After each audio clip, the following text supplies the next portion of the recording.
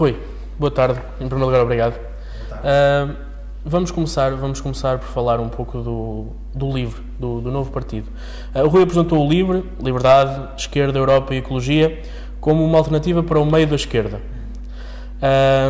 Disse que o LIVRE nascia de uma recusa da passividade, defendendo até que é melhor, os custos de estar quieto são muito maiores do que aqueles de tentar alguma alternativa.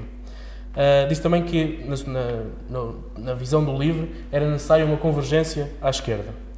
A nossa primeira pergunta é: acha que os atuais partidos políticos portugueses são um bloqueio? Eu creio que a maneira de fazer política em Portugal tem sido um bloqueio nos últimos anos. E esse bloqueio sente-se particularmente à esquerda.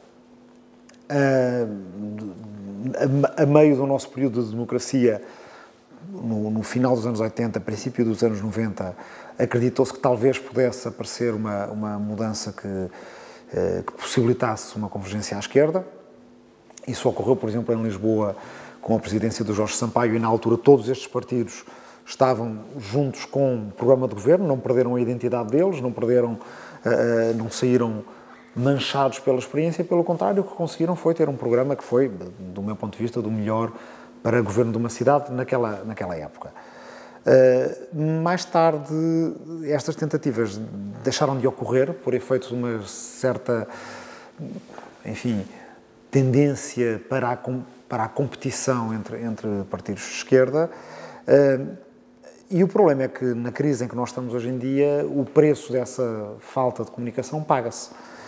Em tempos normais, talvez ele pudesse ser, esse preço talvez pudesse ser calculado de outra forma, mas no momento em que o país está à beira de um colapso económico e social, com consequências bem evidentes também para a política, para o Estado de Direito, para a representação, para a própria Constituição, que nos deve unir a todos, é preciso que se diga que a falta de comunicação, quer dizer, esta esquerda partida ao meio, não é só, digamos, uma espécie de uma consequência banal da concorrência entre partidos, mas que é uma disfunção da política portuguesa cujo preço se paga. E esse preço paga-se em dependência do exterior, porque a direita quis governar com a Troika. Esse preço paga-se em ataque aos direitos económicos, sociais e culturais que estão na Constituição. Esse preço paga-se no atraso que nós temos para a construção de uma alternativa e, acima de tudo, é por isso que fazemos o LIVRE e já o devíamos provavelmente ter feito antes e ter começado antes. Esse preço vai-se pagar de uma forma muito expressiva, muito enfática e muito perniciosa para a política portuguesa e para a nossa sociedade a partir de 2015, quando tivermos novas eleições, o sistema político-partidário continuar a dar sempre as mesmas soluções que dá sempre, que é ou um governo de direita ou um governo de centro. Nunca temos um governo ancorado à esquerda, não é? É um bocadinho como uma máquina de jackpot que está sempre enganada, está viciada, cai sempre para o mesmo lado, só que ela não está viciada por acaso, está viciada, de certa forma, por nós mesmos. E nós temos que mudar a nossa maneira de fazer política e temos que mudar a nossa própria atitude à esquerda se queremos depois poder mudar o país e a Europa e caminhar para uma sociedade mais livre, justa e fraterna. Referiu há pouco que, se calhar, já tinha sentido o livro ter aparecido mais cedo. O livro apareceu e nos últimos dias tem tido uma agenda muito preenchida. O que é que engloba criar um partido em Portugal? Bem, engloba muitas coisas. Uma delas, e já agora para tocar nesse ponto da agenda muito preenchida, creio que há uma das disfunções que podemos notar na política portuguesa, que eu tenho notado com muito ênfase nos últimos dias, é que nós podemos fazer um trabalho importante e até de uma grande importância concreta no quadro, por exemplo, do Parlamento Europeu ou em qualquer outro quadro, nas autarquias, na cultura, na sociedade, etc. E esse trabalho ser completamente invisível durante anos e anos. Não é? Podemos trabalhar, quer dizer, no caso, eu trabalhei em proteção de dados muito antes do escândalo de Snowden e da NSA.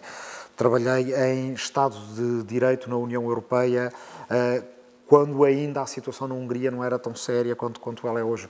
Trabalhei em questões de refugiados antes de termos os últimos naufrágios de Lampedusa, e isso passa absolutamente invisível na imprensa, nos médias, etc. A partir do momento em que fazemos um gesto, mesmo que relativamente pequeno, mas que seja dentro da política partidária portuguesa, isso toma uma magnitude enorme e aí começamos a aparecer todos os dias em todo o lado. Portanto, claro que isto é uma distorção da simbiose entre política e jornalismo em Portugal. Ora, nem antes o trabalho era tão insignificante que pudesse ser tão invisível quanto era, nem agora lá porque está na esfera partidária deve ter uma importância descomunal que tape tudo o resto. Há muitas outras maneiras, apesar de estarmos a fazer um partido e considerarmos que um partido é essencial agora, também temos que saber manter a conta, peso e medida e saber que há muitas outras maneiras de tentar mudar o país. Esta é apenas uma delas. Nas últimas autárquicas, agora em setembro, os portugueses deram um novo relevo às candidaturas independentes, aos projetos independentes. E muitos interpretaram isso como uma espécie de uma recusa da política partidária que se tem vindo a observar nos últimos anos.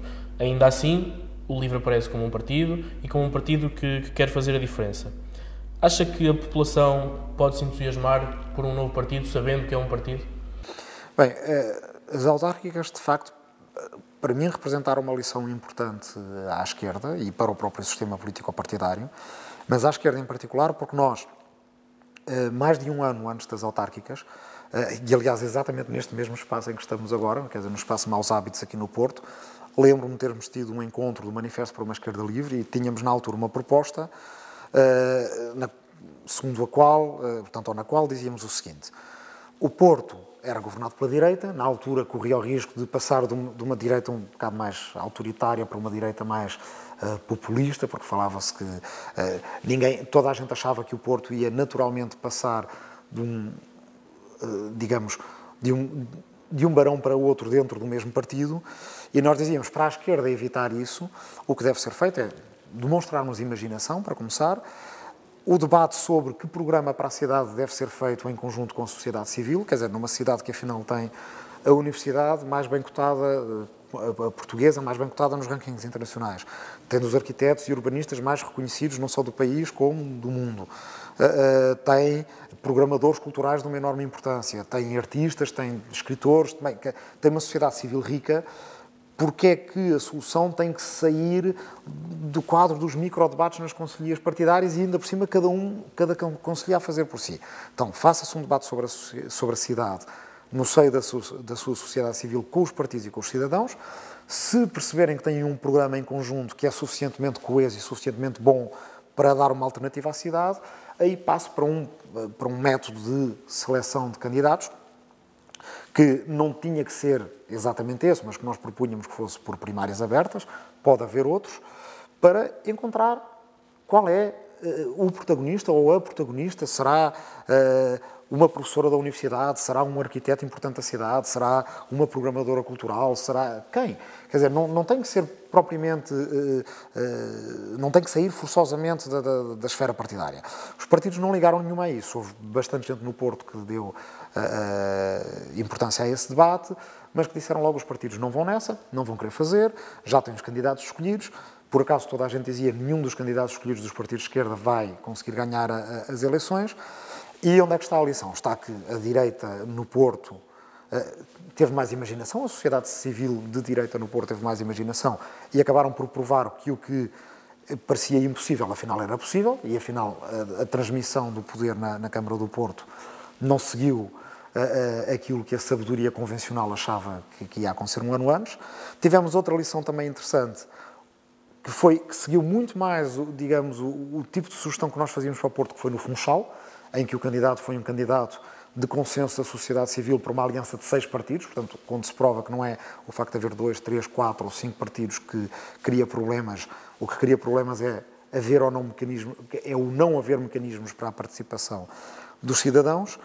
E na minha análise das eleições autárquicas, tal como na análise de muita gente, o que percebemos é que mais uma oportunidade perdida, mais uma ocasião em que não houve abertura, e se continuarmos assim, vamos nos aproximar a passos largos do momento do fim do programa da Troika e depois das eleições de 2015, e em vez de aproveitarmos isso para,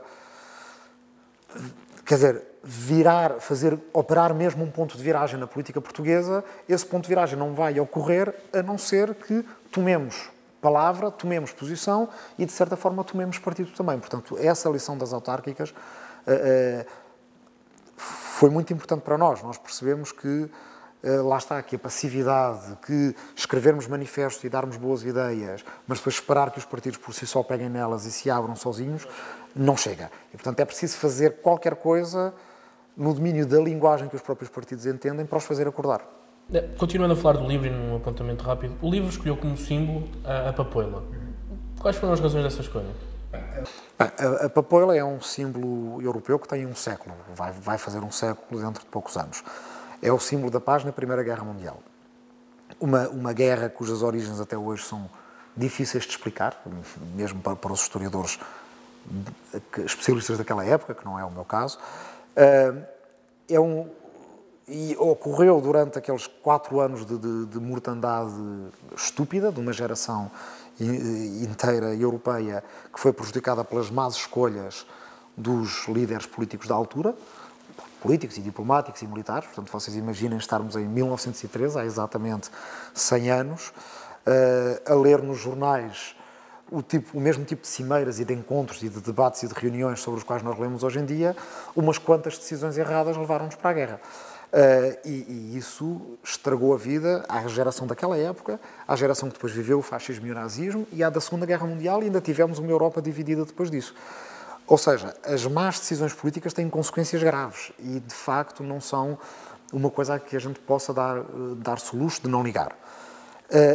Quando estava a ocorrer este grande massacre da Primeira Guerra Mundial, na terra e entre as trincheiras, revolta pelas bombas, numa determinada primavera os soldados começaram a ver nascer as papoilas, porque as papoilas nascem precisamente sem pedir licença a ninguém, e nasceram ali no meio da guerra e foram tomadas como um símbolo de esperança, de renovação e de paz. Há um poema desta época que se chama In Flanders Fields, escrito por um soldado canadiano, quer dizer, vieram soldados de todo o mundo, até da Nova Zelândia, para morrer na Europa, e que fala dessa paz. E nas tradições, digamos, nas crenças tradicionais portuguesas, é uma coisa que, curiosamente, essa aparece mais no sul do que no norte. Há uma coisa chamada o Dia da Espiga, que é numa quinta-feira de maio, e, por coincidência, foi nesse dia que nós lançámos o Manifesto para uma Esquerda Livre. E aí já aparecia a papoila, é um símbolo de fertilidade, de generosidade e de liberdade também. Quando a gente arranca uma papoila e a quer aprisionar, ela morre passado pouco tempo. E, portanto, ensina-nos também que a liberdade é algo de frágil e de que temos de cuidar a todo momento. O livro, tal como a papoila, nasceu sem pedir licença a ninguém.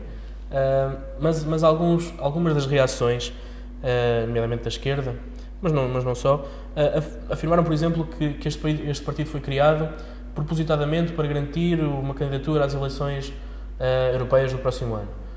Como é que reage a este tipo de comentário? Bem, quer dizer, eu acho que para já os factos respondem isso abundantemente, porque se ser eleito deputado ao Parlamento Europeu fosse a minha primeira prioridade numa lista de prioridades, eu teria sido um deputado, como às vezes os independentes têm que ser, ou seja, mais disciplinado que os militantes, não é? Coisa que está claro que não fui e paguei esse preço. Teria aceitado convites que nunca foram desmentidos de outros partidos, e alguns até, quer dizer, algumas menções na praça pública de partidos que gostariam de contar comigo na lista, e essa não é, de facto, o objetivo da criação deste partido, nem sequer dentro deste partido, porque dentro deste partido nós pretendemos iniciar um método, o de primárias abertas, que já existe noutros países, pretendemos aplicá-lo pela primeira vez em Portugal. Significa que não só os militantes do partido, como até os simpatizantes, podem apresentar se consideram que poderiam ser bons candidatos, bons representantes, e há um processo de seleção que é ele próprio democrático e que dá resultados muito inesperados. Portanto, se quem faz umas primárias abertas pensando que as tem ganhas à partida, não teria. E, portanto, não é... Acho que os factos respondem a isso muito claramente. E, além disso, este partido não é um partido feito a pensar nas europeias. É um partido feito a pensar principalmente em 2015. É muito mais São muito mais as eleições europeias que podem ajudar este partido a nascer, e nesse sentido nós temos um discurso europeu, sabemos o que é que queremos para a Europa e sabemos como o dizer, e não temos medo de fazer esse discurso, mesmo quando ele é impopular, e creio que em alguns momentos vai ser um discurso impopular, porque é um discurso, acho eu, eurodemocrático e não eurocético, e portanto aí significa que podemos sentir-nos à vontade em eleições europeias, e as europeias podem ajudar o partido a nascer, mas o partido de todo não é feito, digamos, direcionado para umas únicas eleições. Mas vê o livro na Europa no próximo ano? Não, quer dizer, é importante. As eleições europeias, vamos lá ver, são importantes, não são importantes para o LIVRE, são importantes, talvez devêssemos começar por isto, para o país. Portugal vai ter 21 deputados, não são muitos. Nem chegam para ocupar todas as comissões parlamentares no Parlamento Europeu e para cobrir bem todas as áreas de ação. O Parlamento Europeu hoje em dia vota sobre a regulação dos bancos, sobre proibir ou não determinados produtos financeiros, sobre a proteção de dados e a privacidade de 500 milhões de cidadãos, sobre os recursos pesqueiros, sobre a natureza, sobre saúde, sobre o Estado de Direito e os direitos fundamentais também de 500 milhões de cidadãos, sobre o Parlamento Europeu hoje em dia aprova ou rejeita tratados internacionais, o que significa que muitos dos tratados que nós na Europa fazemos com os Estados Unidos são votados no Parlamento Europeu, não chegam a ser votados nos Parlamentos Nacionais, e um país que só tem 21 deputados deve esforçar-se por ter bons deputados e por fazer um bom debate europeu. E, portanto, para Portugal as europeias são muito importantes. Se para o LIVRE as europeias são importantes ou não? São nesta medida, na medida em que são importantes para todos nós, mas nós não somos um partido obcecado na competição, não é o nosso alfa e ômega, não nascemos a pensar que vamos ter um grande sucesso eleitoral, não nascemos a pensar que vamos ter um grande insucesso eleitoral, nascemos a pensar que há determinadas coisas que têm que ser ditas, são ditas de uma forma mais eficaz quando se faz de um partido político, isso acho que só os primeiros dias já serviram para demonstrar isso. Nascemos a pensar também que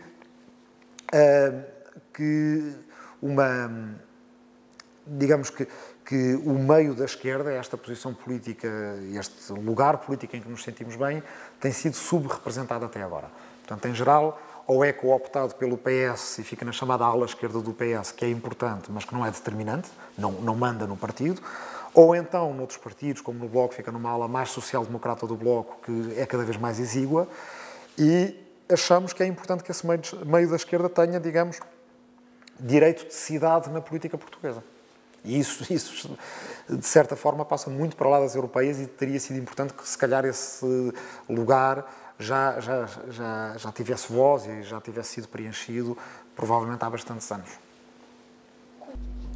O Rui, em 2009, integrou as listas do Bloco de Esquerda para o Parlamento Europeu como independente. O que o levou a integrar as listas do Bloco de Esquerda? Bem, eu integrei essas listas porque estava a apoiar uma tendência de abertura que eu via no Bloco, não é? E que eu, como eleitor do Bloco e até simpatizante do Bloco, eu na altura escrevia crónicas na imprensa e nunca tive nenhuma espécie de problemas em, por exemplo, dizerem quem é que ia votar e até em aconselhar ao voto no Bloco de Esquerda, sentia que o Bloco era uma realidade em devir, por assim dizer, em formação, que poderia atingir uma determinada maturidade que lhe permitiria chegar a uma governação do país. E é uma governação que não seria exclusivamente sua, mas que seria em conjunto com os outros partidos, eventualmente com o Partido Comunista, certamente com o Partido Socialista, que é um partido de governo em Portugal. E essas tendências de abertura exprimiam-se muito na altura num discurso que era europeísta de esquerda e que, entretanto, do qual o Bloco se tem vindo a afastar, tem vindo a seguir mais esta tendência eurocética que é hoje em dia muito dominante, mas que eu acho que é muito errada para nós e, portanto, do meu ponto de vista é importante afirmar que há alternativas. A alternativa não é o isolamento, para mim a alternativa é construir a democracia europeia, e então aceitei, na altura, o convite do Miguel Portas para estar num lugar que até era não elegível. Em terceiro lugar na lista não era esperado que eu fosse eleito. Fiz campanha com o Miguel Portas e com a Marisa Matias, uma campanha que foi, acho eu, muito agradável, com bastante amizade, com bastante colaboração e com um resultado desse discurso europeísta de esquerda que acabou por ser surpreendente até para nós. E, portanto, foi isso que me levou na altura a estar nas listas, quer dizer, até houve gente que considerou como cronista e eu talvez não devesse, digamos, empenhar capital político ou capital digamos, público, simbólico neste tipo de coisas, mas isso quer dizer, não foi muito, não concordei com essas leituras. Acho que nós devemos estar no nosso mundo, no nosso tempo presente e na nossa política, e estive nessa campanha com muito gosto.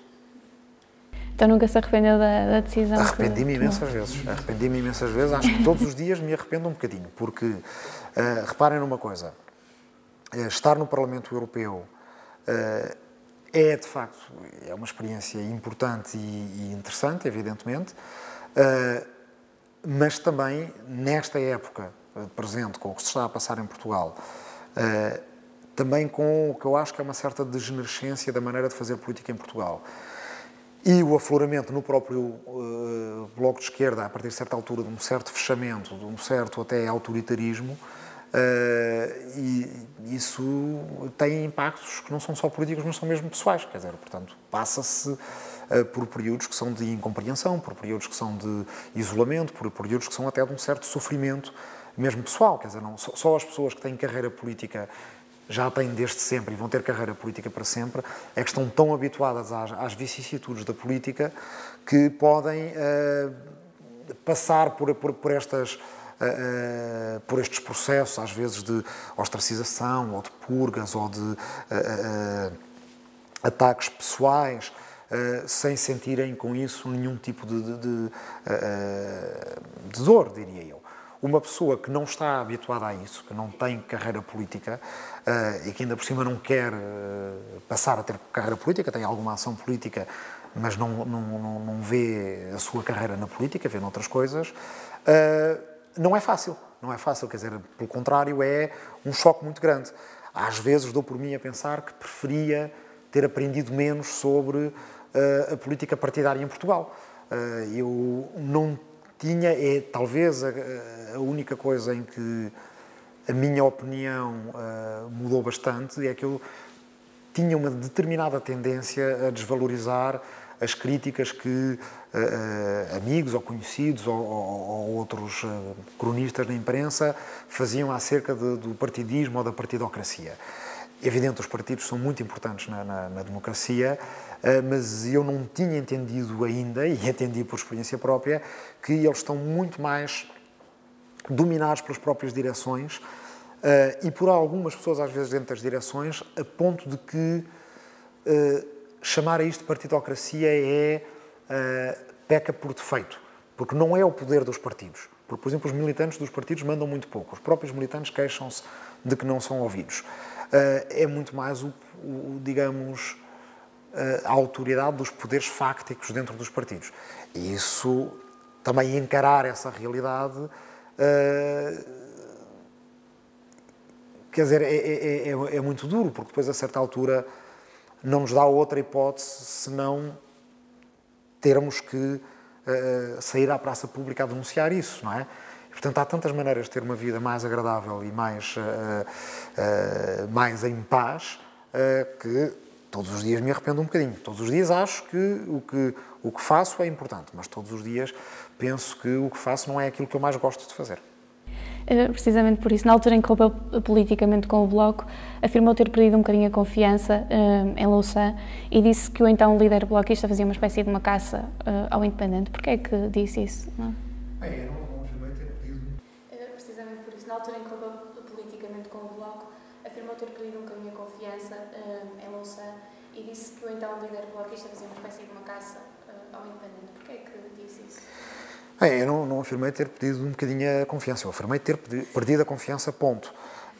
Houve um processo que pode ter origem, acho eu, em certa altura, em algumas lutas internas no Bloco, que eu acabei por apanhar uma espécie de ricochete.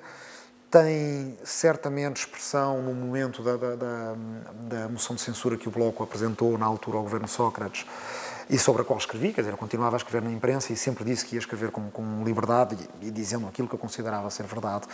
Disse que era uma moção de censura sem pés nem cabeça, na altura a expressão foi sem ponta por onde se lhe pegue, continuo a achar o mesmo. por muito pouco, quer dizer, correu-se o risco de, nessa moção de censura, o PSD votar a favor e termos antecipado, num par de meses, a chegada de Passos Coelho e Portas ao governo. Era um risco que não se devia ter corrido. Bem, e isso foi muito pouco antes das eleições, precisamente, foi um par de meses, quer dizer, o governo caiu logo a seguir, no PEC 4, há todo aquele processo de chegada da Troika, em plena já campanha eleitoral, ou quase, com Sócrates a chamar a Troika, etc. Depois há aquela famosa não ida à Troika por parte do Bloco de Esquerda. Eu tinha votado no Bloco de Esquerda e queria-me ver representado lá. E logo a seguir às eleições, que é quando estas coisas se podem fazer sem prejudicar resultados, o Francisco Louçã fez um ataque pessoal na sua página de Facebook, o que não é dizer pouco. Ela tinha cerca de... aliás, foi em duas, portanto, juntas tinham cerca de 40 mil seguidores, acusando-me de uma falsificação da história, de uma reescrita da história, que é uma acusação que eu tenho de levar mais a peito ainda do que alguém que não seja historiador, porque sou historiador. Quer dizer, é a mesma coisa do que se eu fosse médico ser acusado de más práticas médicas. Bem, eu pedi uma correção, a acusação era absolutamente infundada, e toda a gente o sabe, a começar pelo próprio, e não houve correção nenhuma, não houve nada. Quer dizer, aquilo evidentemente não era uma coisa ocasional, e era uma coisa que tinha como objetivo, digamos, isolar um deputado independente. E, portanto, foi isso que me levou a perder essa confiança. Creio que um líder de um partido não pode e não deve comportar-se assim, e foi com espanto que eu vi que muita gente, seja dentro dos partidos, seja só na gente habituada a seguir a política, acha que estas coisas são normais.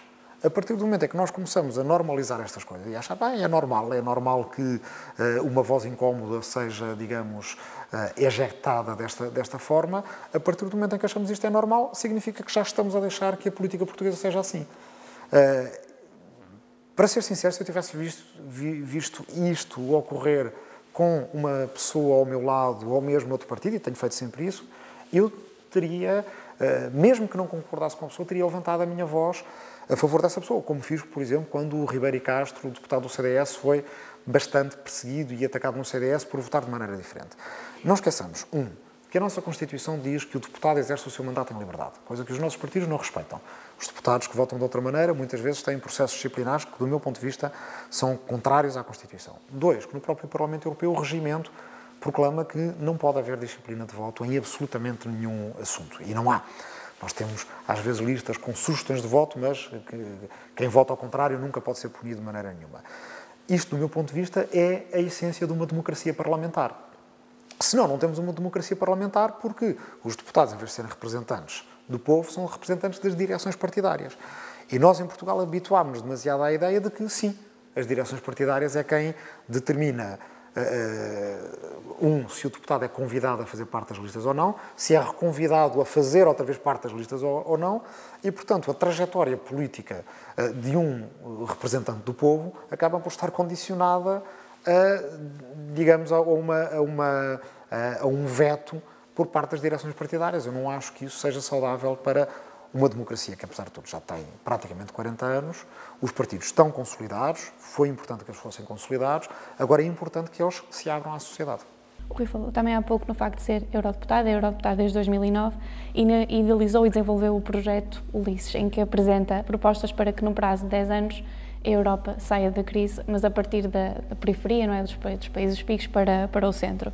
O documentário já atingiu mais de 6.000 visualizações no YouTube e tem sido acompanhado mesmo por pessoas de outros países que pedem, inclusive, que seja feito noutros idiomas. Acredita que há hipótese do projeto europeu falhar e a Europa acabar? Há sempre hipótese. Nós olhamos para a história e vemos impérios poderosos que acabaram de um dia para o outro. E isso não é uma bizarria da história, é uma coisa que ocorre, quer dizer, repetidamente. Há bocado falávamos da Primeira Guerra Mundial. 4 impérios acabaram na Primeira Guerra Mundial. Um deles, o Império Austro-Húngaro, era o maior da Europa, tinha da Europa continental, excluindo a Rússia. Era um império que existia há 500 anos, até Portugal, durante a época dos Filipos, de certa forma, fez parte dos grandes domínios habsburgos, ou pelo menos de uma parte dessa família, e esse império acabou basicamente por causa de uma má reação ao atentado de Sarajevo. Quer dizer, claro, ele demorou 4 ou 5 anos a acabar, mas a partir do momento em que se meteu na Primeira Guerra Mundial, o Império estava condenado.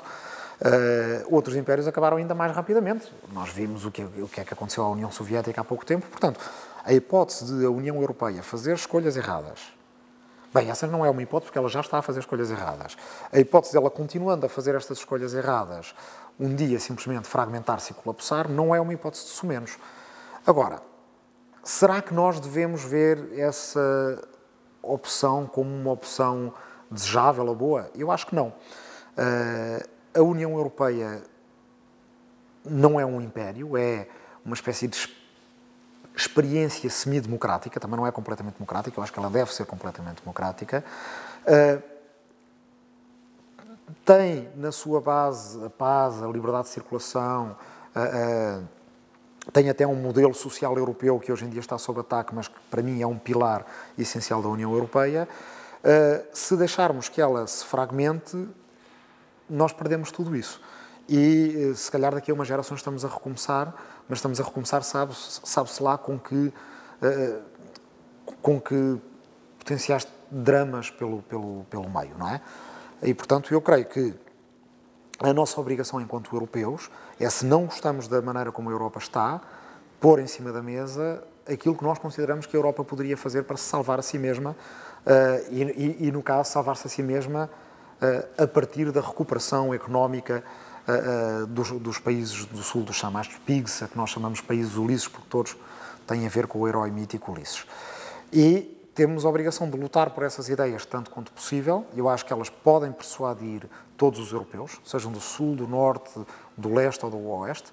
Eu creio que toda a gente tem a ganhar com uma Europa em que todos os países têm papéis a desempenhar na economia global, em que todos os países têm coisas em que são bons, em que, em vez de haver uma espécie de cisão entre os países que têm superávites e os que têm dívidas, e os que têm superávites exportando deflação para os países e desemprego e desvalorização interna para os países que têm déficits, em vez disso, é muito mais interessante para a Europa no seu conjunto, seja para portugueses, alemães, finlandeses ou quem quer que seja, que a Europa tenha uma economia complementar, em que uns produzam, quer dizer, tenham a indústria na qual já são especialistas e onde fazem produtos de grande qualidade, os outros exportem energias renováveis para o norte, em que tenhamos universidades da União que possam estar nos países do sul e que possam fixar aqui uma espécie de Silicon Valley da Europa.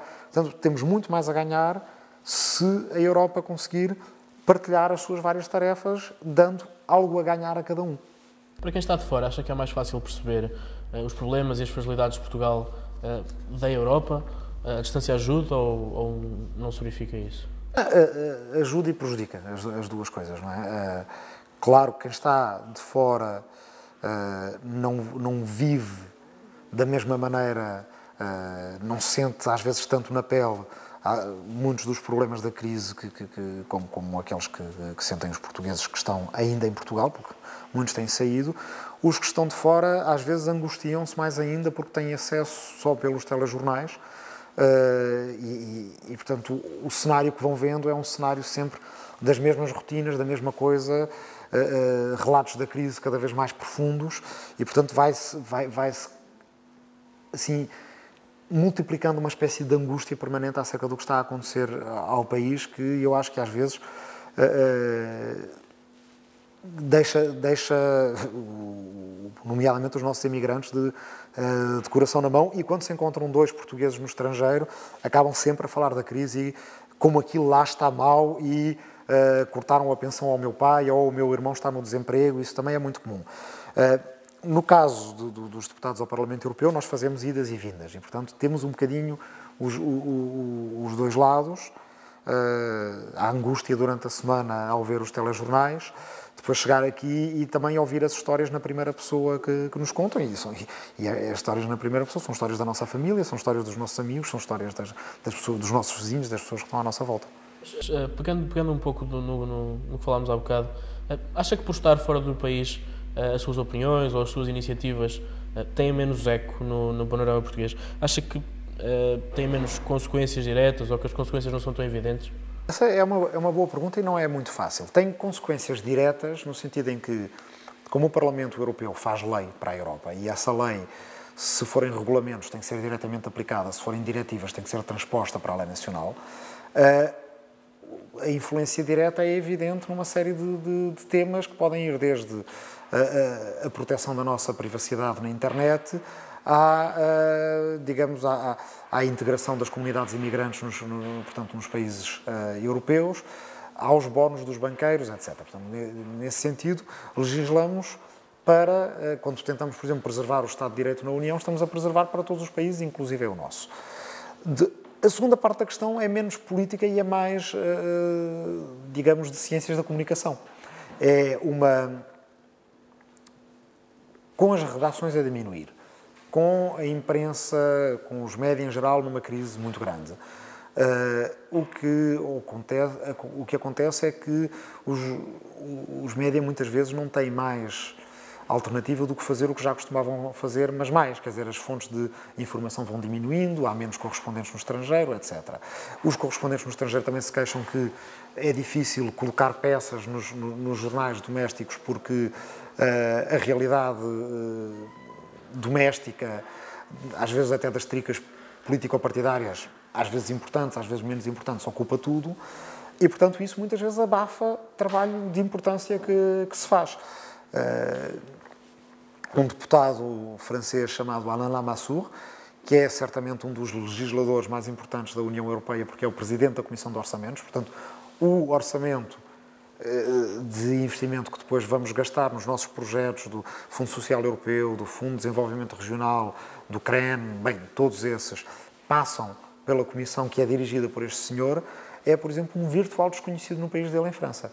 E uma vez perguntaram-lhe o que é que ele achava disso, e ele, com alguma bonomia, ele chegou a ser ministro em França e tal, ele disse assim, não, meus caros amigos, isso, se vem para Bruxelas é preciso fazer um voto de castidade mediática. Isto é um bocado verdade, é uma coisa com a qual tem que se contar. Acha que de alguma maneira, e dando o exemplo, por exemplo, da elevada taxa de abstenção em Portugal, acha que de alguma maneira a democracia em Portugal está esgotada? Não, de todo. A democracia não está esgotada e não pode estar esgotada. Aliás, acho que nós... Portanto, a resposta a essa pergunta não é uma resposta que possa ser dada pela palavra, tem que ser dada pela ação. Se nós dissermos a democracia está esgotada, nós não estamos a dizer que a democracia está esgotada, nós estamos a dizer que nós estamos esgotados. Portanto, é uma admissão de derrota sobre nós mesmos. Tal como as pessoas que dizem eu já não acredito em Portugal, elas não estão a falar de Portugal, estão a falar de nós, dos portugueses.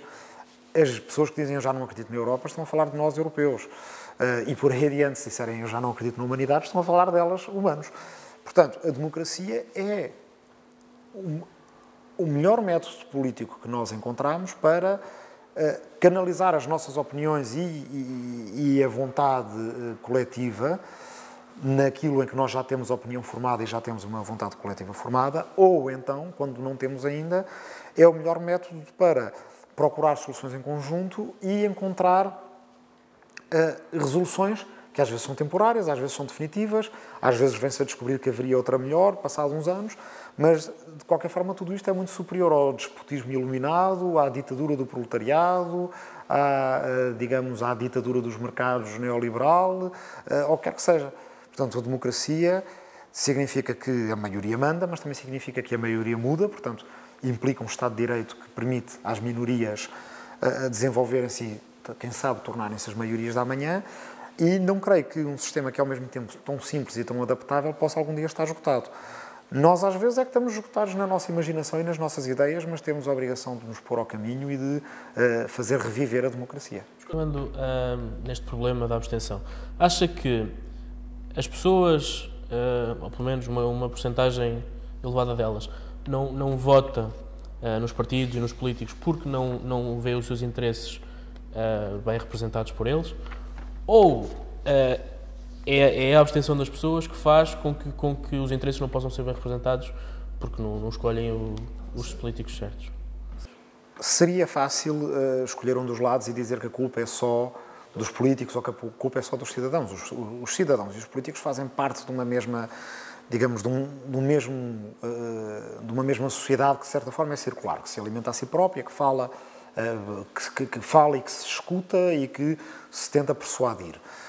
E, portanto, se por acaso disséssemos, bem, os políticos estão a representar mal e não representam todas as necessidades políticas e ideológicas que existem na sociedade, como nós no LIVRE dizemos claramente, desde logo em relação à esquerda portuguesa, também estamos a fazer, mais uma vez, uma espécie de acusação que é a nós mesmos.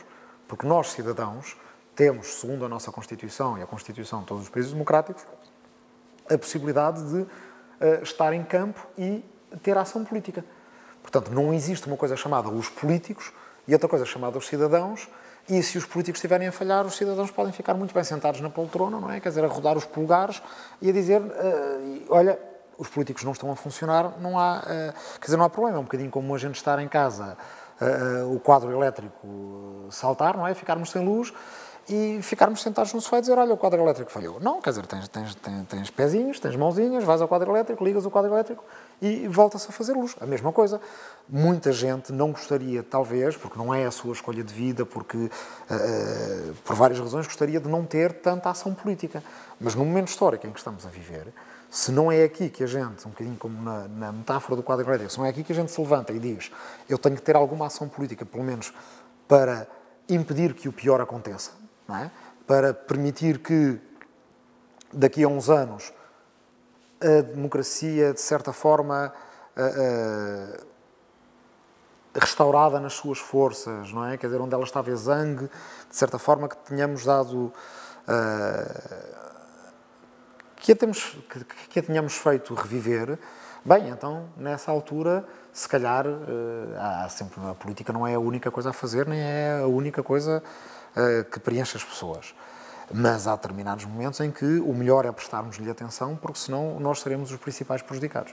Há bocadinho disse que o tal eurodeputado francês disse que na Europa é preciso um compromisso de castidade mediática.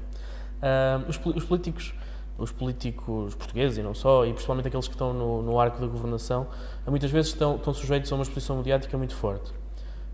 Assumindo a liderança de um novo partido, o Rui está preparado para isso?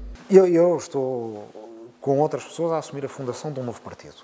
Esse novo partido um dia há de escolher os seus porta-vozes e posso eu ser um deles ou posso não ser um deles.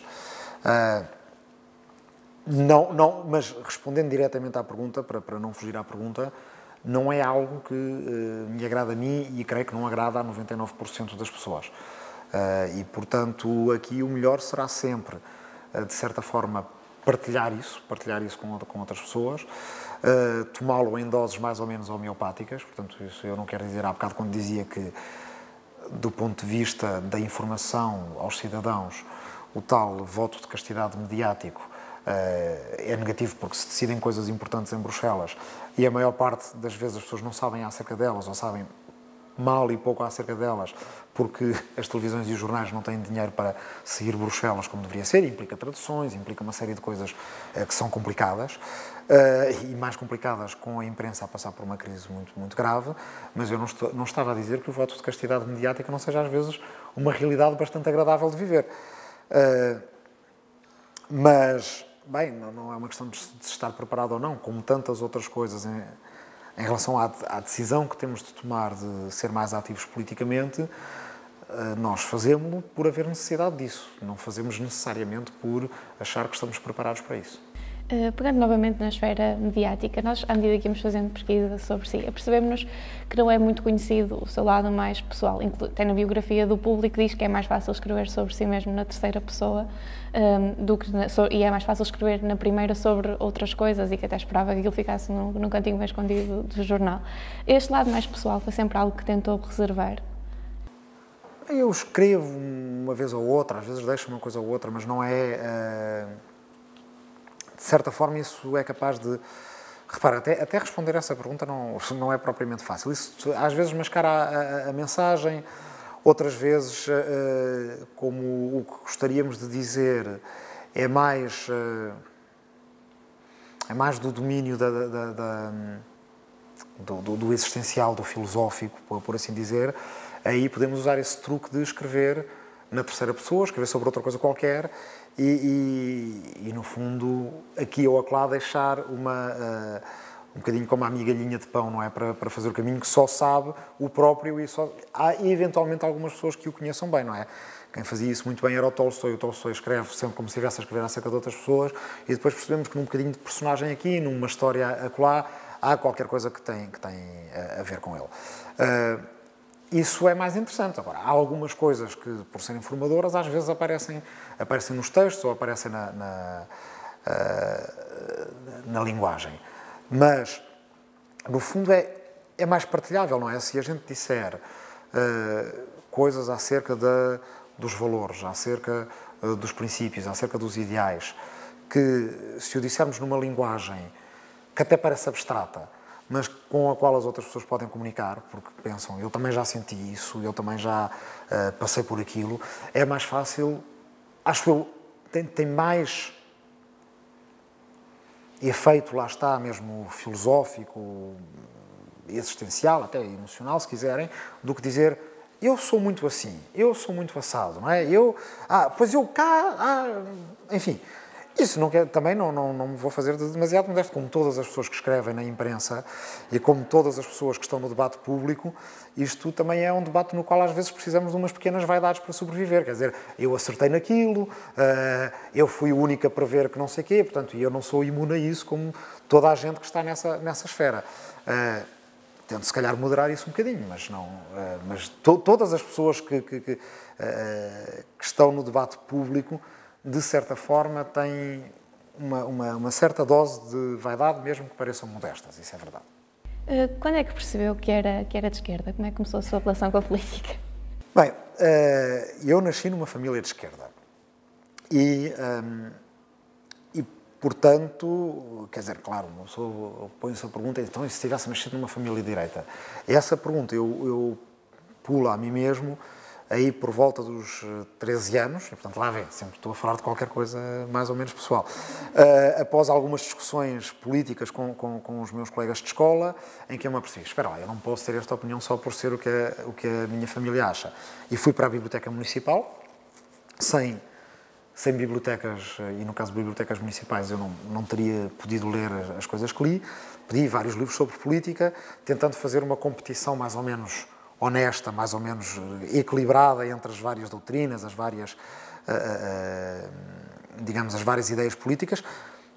Alguma dose de honestidade e abertura essa espécie de exercício teve, porque eu acabei por me interessar muito pelo pensamento libertário, pelos autores anarquistas, que eu até menosprezava um bocadinho antes de ter feito esse exercício, mas lembro-me perfeitamente de estar a ler autores de direita e a pensar, então e se eu gosto E imaginem que eu agora viro de direita, como é que eu vou explicar isto lá em casa? Portanto, também não foi uma coisa tão...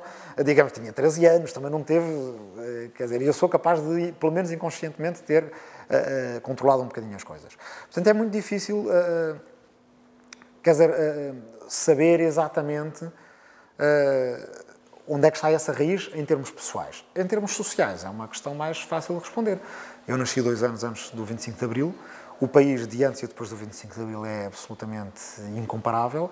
Nos anos 70, portanto, no fim dos anos 70, que é as primeiras épocas que eu me lembro, o país era muitíssimo politizado, quer dizer,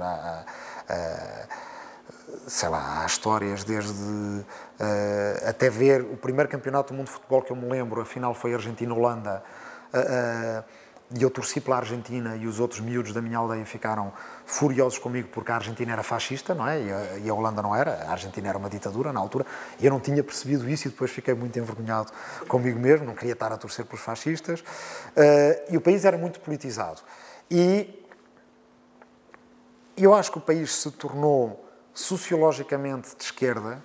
Curiosamente, mesmo no Norte, onde não havia muito voto à esquerda, depois perguntamos às pessoas e os valores das pessoas são muito valores de, digamos, de igualdade social, de rejeição de uma certa arrogância social que havia muito em Portugal antes, de rejeição do elitismo, quando nós vemos como as classes baixas e médias puseram os filhos todos a estudar na universidade e aquilo foi uma libertação do país, foi uma libertação pela educação. É o legado que está hoje em dia em causa, não é? Vocês daqui a uns tempos vão fazer o mestrado e vão ver que há propinas de mestrado a 8.000, a 10.000 euros, a 12.000 euros por ano. E isto dá um frio na barriga a todas as famílias em Portugal. Quer dizer, eu tive sorte, no meu tempo não era assim. No meu tempo, que era há 15 anos atrás, 15, 16, 17 anos atrás, o mestrado era praticamente gratuito. E o doutoramento também, pouca gente ia fazer o doutoramento, mas também era praticamente gratuito. E isto hoje em dia significa fazer uma educação para ricos, outra para pobres. Vendo Portugal da altura, eu acho que era quase natural construir valores de esquerda. E é por isso que eu considero que a nossa sociedade continua a ser, em termos de valores, uma sociedade mais progressista. Vejam só como ela avançou nos costumes, na abertura, na urbanização, na informação, etc. É um país muito menos conservador do que aquilo que era e menos conservador do que alguns países que nós achamos que são mais desenvolvidos, que são mais ricos e que são mais informados até do que Portugal. A sua formação em História influenciou também de alguma forma a sua maneira de pensar em relação à política? Sim, mas indiretamente. Portanto, eu tentei sempre que não influenciasse. E, portanto, até fui estudar uma época na qual eu não tinha grandes preferências políticas. Lembro-me que, a certa altura, senti um bocadinho a tentação de estudar a época contemporânea, a Guerra Civil de Espanha, mas eu aí, como tinha, digamos, os meus favoritos em campo, que eram, principalmente, eram os republicanos, mas dentro do campo republicano eram principalmente os libertários, os anarquistas, onde até havia anarquistas espanhóis e portugueses juntos, na chamada FAI, que era a Federação Anarquista Ibérica. Depois pensei, eu vou estudar isto e vou escolher um lado e vou ter favoritos, e então fui estudar o século XVIII. E, portanto, durante bastante tempo fui sempre, tanto quanto possível, mantendo o meu empenho político, continuava a ser muito, com intermitências. Eu estive, por exemplo, a certa altura, quase 10 anos sem nenhuma ação política, portanto, separado da história. O que ocorreu foi, com esta crise, em grande medida, uma rememoração de aspectos da história europeia e mundial, digamos, do último século. Mas não é nada o século em que eu seja especialista como historiador. Claro, terei lido mais, tive aulas sobre o assunto, portanto, a rememoração da Primeira Guerra Mundial, da Grande Depressão, e, portanto, aí sim. Acho que há uma coisa que se pode dizer. Os historiadores ou os economistas com olhar histórico acertaram muito mais nesta crise do que os economistas, ou, digamos, sem olhar histórico. Os economistas sem olhar histórico pensaram isto é uma crise normal, quer dizer, cíclica, portanto, do chamado ciclo de negócios, e, portanto, vai haver vai subir, vai descer e depois vai voltar a subir. Os historiadores ou os economistas com um olhar histórico lembravam-se de outras crises mais longínquas no passado e, desde o início, supuseram logo a possibilidade de isto ser qualquer coisa que, digamos, diferente, não é? Ou uma grande depressão, ou então aquilo que eu acho que hoje em dia já podemos chamar uma longa depressão. Não foi tão profunda quanto a outra, mas já está a demorar mais tempo do que a outra. Se eu tivesse de explicar a uma criança a diferença entre a direita e a esquerda política, como é que eu fazia? Bem, a esquerda nasce, em primeiro lugar, da luta contra a exclusão, da luta contra os privilégios, sejam eles políticos, económicos ou outros.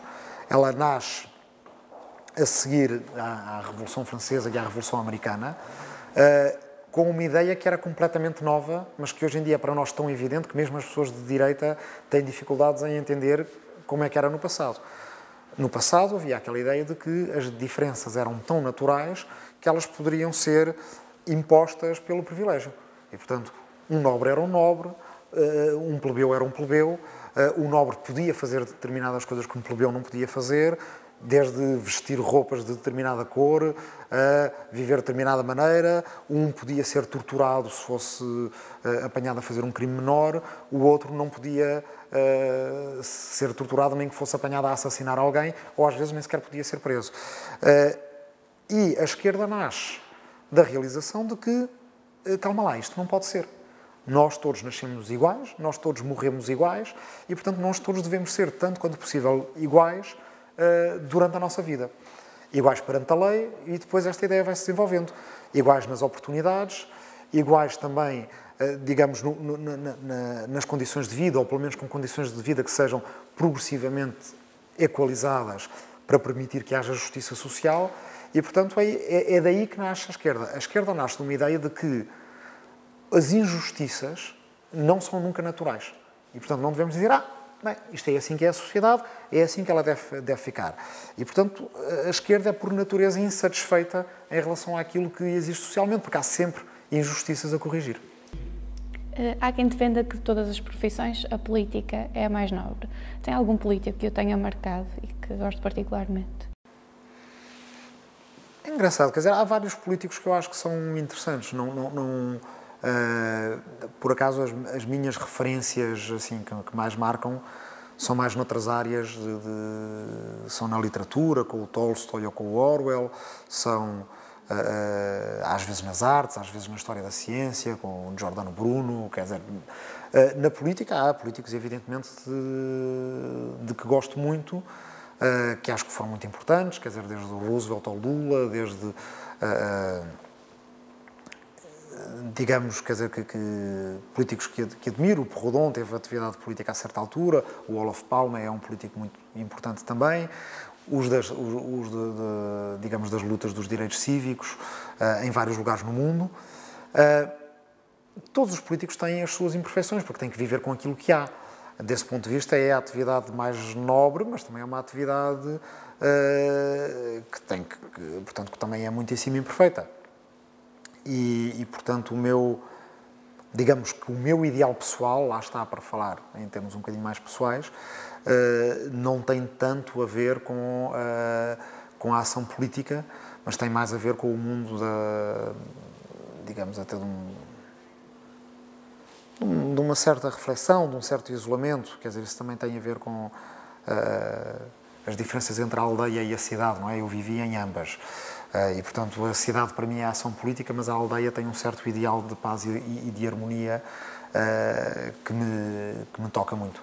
No seguimento da sua atividade europeia, mas também agora com a criação do novo partido, é normal que se siga um tempo de discursos fortes. No seu percurso, há algum discurso que tenha gostado especialmente ou que o tenha marcado? Os discursos fortes, eu tendo de certa forma, a tentar desconstruí-los, não é?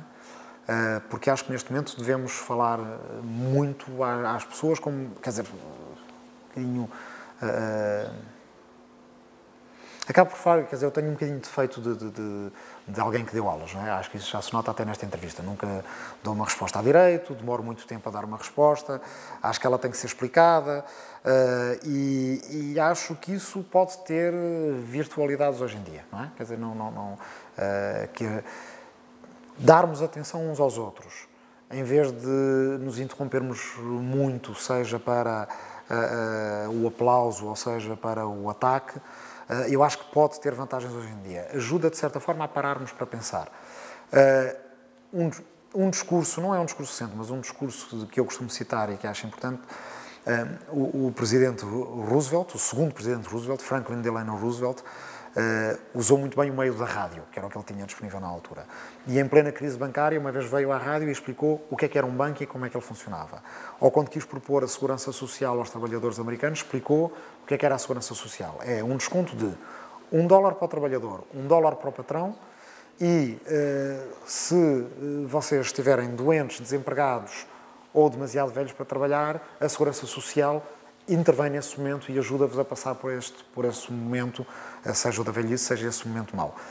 Para mim, isto não tem nada, não é uma palavra muito grandiloquente, mas é um ideal de uma coisa explicada de uma forma tão simples e, ao mesmo tempo, tão prática para a vida das pessoas, algo que, de certa forma, a esquerda tem esquecido nas últimas gerações, que me parece que é quase poesia política. A gente lê aquilo e não tem nada de poesia. Ele está a falar da segurança social, que é uma coisa provavelmente das mais monótonas e mais técnicas de que se pode falar. Mas explicou bem. $1 do patrão, $1 do trabalhador, se estiver doente, desempregado ou demasiado velho para trabalhar, a Segurança Social toma conta. Isto não é muito marcante, mas parecendo que não é um exemplo no qual devemos beber para os nossos tempos atuais e futuros. Há bocadinho falou da sua experiência como professor. Acha que preparar um discurso pode ser como preparar uma aula? Não sei, tem diferenças, certamente, mas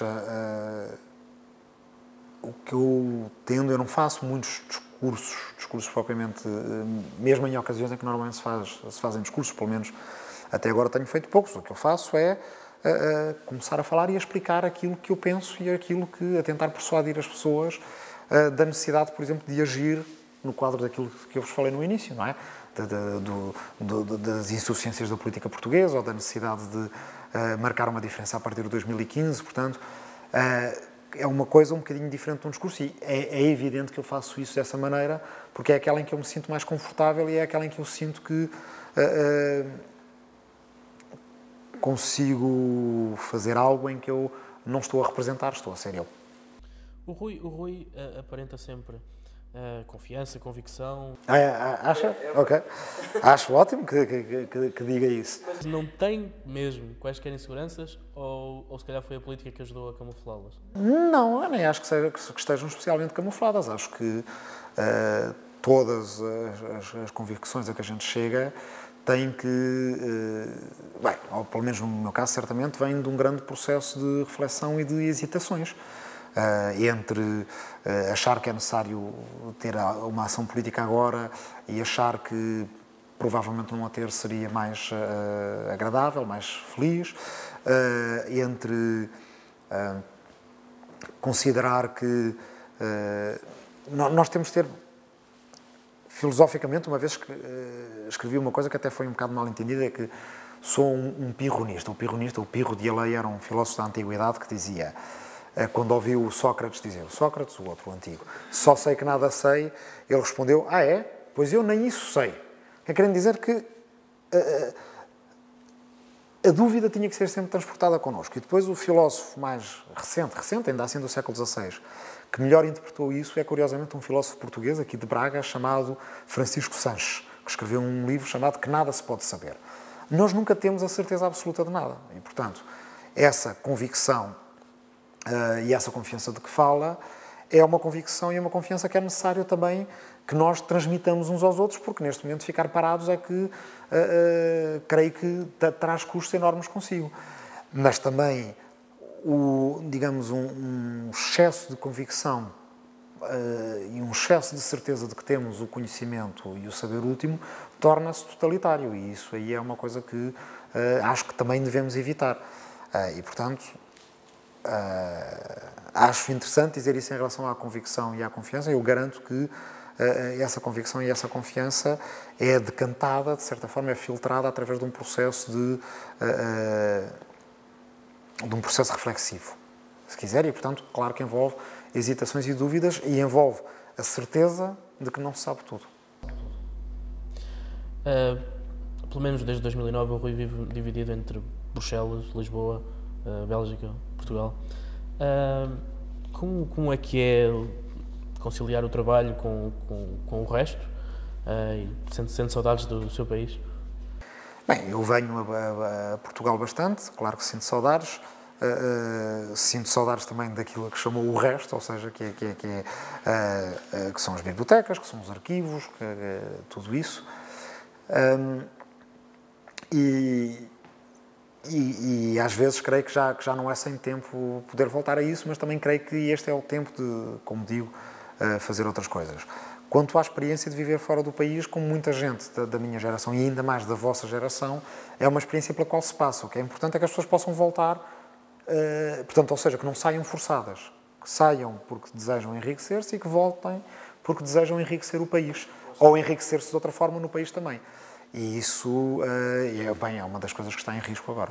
Num tweet escreveu: sou ateu, tenho um problema com Deus. Essa situação também influencia a sua postura e as suas ideias? A história desse tweet foi engraçada porque eu estava em Estrasburgo, Malala Yousafzai, portanto, que ganhou o prémio Sakharov este ano, estava a discursar e ela começou por se referir a Deus e logo a seguir a referir-se a Deus, portanto, abriu a oração como abrem muitas vezes os muçulmanos, em nome de Deus, o Todo-Poderoso, o Todo-Misericordioso, e logo a seguir a primeira frase que ela cita é uma frase atribuída a Voltaire, portanto, o grande inimigo da crença religiosa. E eu citei isso, disse, bem, ela começa com Deus e Voltaire começa muito bem. E houve alguns ateus que estavam no Twitter, pelos vistos, em competição para serem uns ainda mais ateus do que outros, ficaram chateados por ela ter citado, por ela se ter referido a Deus, quando eu acho que já é de uma coragem enorme para uma jovem paquistanesa e muçulmana referir-se a Voltaire. Eu acho, isso é que me surpreendeu, não é? E depois foi nesse quadro que surgiu esse tweet, e depois até me lembro que cheguei a responder a quem estava a criticar-me a mim por me ter referido a isso e a criticar a Malala Yousafzai. Disse assim, olha, é muito mais corajoso referir-te a Voltaire sendo jovem muçulmana paquistanesa do que estares digamos, no Twitter, quer dizer, a picar-te com uma referência a Deus, ou qualquer coisa que eu respondi assim. Não, eu de facto sou ateu. Bem, na verdade sou um agnóstico ateísta. Assim é que é. Acho que, muito provavelmente, Deus não existe. Mas lá está, o tal pirronismo impede-me de dizer que alguém algum dia ache a solução para esse problema. Acho que é isso o ateísmo. E com isto tudo, creio que já me perdi da sua pergunta inicial. Eu disse que se era essa situação também influenciava a sua postura e as suas ideias, não é? A sua maneira de ver as coisas. Certamente influencia de uma maneira ou de outra. Todas as nossas ideias se influenciam umas às outras. Bem, influencia certamente ideias sobre a laicidade, influencia certamente ideias sobre a República, influencia certamente a vontade de manter um equilíbrio que passa também por uma distância entre o Estado e a Igreja e que eu acho que permite a quem é ateu respeitar quem é religioso, a quem é religioso respeitar quem é ateu e às várias religiões se respeitarem umas às outras. Também disse que a publicação mensal na revista Blitz deu-lhe mais liberdade que alguma vez deu a imprensa normal. Sente a necessidade de, por vezes, se libertar dos termos correntes da atualidade de arás à imaginação? Bem, escrever na Blitz também era muito difícil, hein? Quer dizer, eu liberdade tinha total, mas essa liberdade às vezes não ajuda, porque, digamos, no público, como tenho os acontecimentos, posso seguir os acontecimentos. E na Blitz ainda por cima escrevia, eu ainda digo no Blitz, sou do tempo em que o Blitz ainda era um jornal macho e não uma revista fêmea. O Blitz mudou de sexo a certa altura e foi aí que eu comecei a escrever. Comecei a escrever quando passou a ser ela, quando passou a ser revista. E era muito difícil porque era uma vez por mês e então às vezes jogava com as rotinas e eu não tinha muita facilidade em encontrar tema e, portanto, tinha às vezes dificuldade em encontrar a minha voz na Blitz. Escrevi durante praticamente 5 anos lá e eu gostei muito. E, portanto, era um jornal que à terça-feira não almoçava na cantina para poder comprar o Blitz, no tempo em que ainda havia jornal, portanto, claro, os jornais que a gente lê são aqueles em que a gente quer vir a escrever. Mas não sinto um bocadinho de necessidade, sim, respondendo à sua pergunta, de poder ter uma escrita mais livre de formatos. E tenho algumas ideias acerca de como fazer isso e anseio um bocado pelo momento em que me possa dedicar a essa escrita.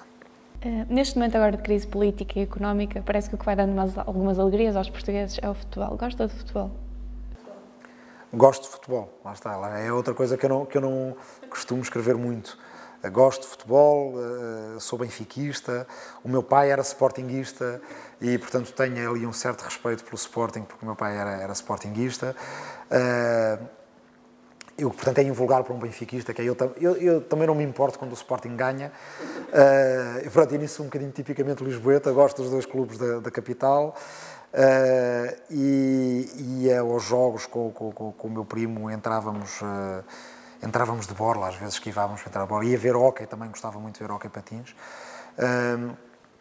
Não misturo muitas coisas, nem demasiadas coisas, porque isso também tem sido uma tendência um bocadinho desagradável digamos, do sistema mediático em Portugal, que é quem comenta depois comenta sobre todas as coisas. Como comenta sobre todas as coisas, às vezes parece que é mais uma personagem que vai comentar o jogo de futebol, vai comentar política, vai comentar outra coisa qualquer e que se espera que tenha opinião acerca de tudo. A minha opinião acerca de futebol, ainda por cima agora, quase que nem sei os jogadores de cor do Benfica, quer dizer, e portanto não tem grande validade e não escrevo muito acerca disso. Mas gosto imenso e estou ansioso para que chegue o Campeonato do Mundo e a ver se é desta que eu me posso sentar um bocadinho à frente da televisão e a ver os jogos todos. Acompanha os jogos da Seleção Nacional. Acompanho os jogos da Seleção Nacional. E o Balador?